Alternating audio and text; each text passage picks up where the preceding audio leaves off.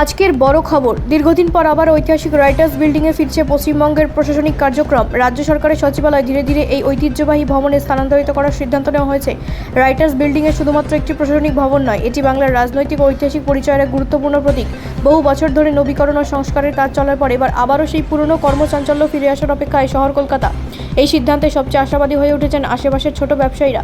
স্থানীয় দোকানদারদের মতে সচিবালয়ের কর্মী ও দর্শনার্থীদের আনাগোনা বাড়লে তাদের ব্যবসায় নতুন করে গতি আসবে। খাবারের দোকান, স্টেশনারি, পরিবহন পরিষেবা সব ক্ষেত্রেই ইতিবাচক প্রভাব পড়বে বলে আশা করা হচ্ছে। অন্যদিকে প্রশাসনিক মহল মনে করছে এতে শহরের ঐতিহ্য রক্ষা করার পাশাপাশি কাজের পরিবেশ আরও সুসংগঠিত হবে। সব মিলিয়ে রাইটার্স বিল্ডিংয়ে সচিবালয় প্রত্যাবর্তন শুধু প্রশাসনিক পরিবর্তন নয়, এটি শহরের অর্থনীতি ঐতিহ্যের পুনর্জাগরণের এক গুরুত্বপূর্ণ পদক্ষেপ হিসেবে দেখা হচ্ছে। এই ছিল এই মুহূর্তের বড় খবর। আরও আপডেটের জন্য আমাদের সঙ্গে থাকুন। ব্যুরো রিপোর্ট, রাষ্ট্রীয় প্রসার বাংলা।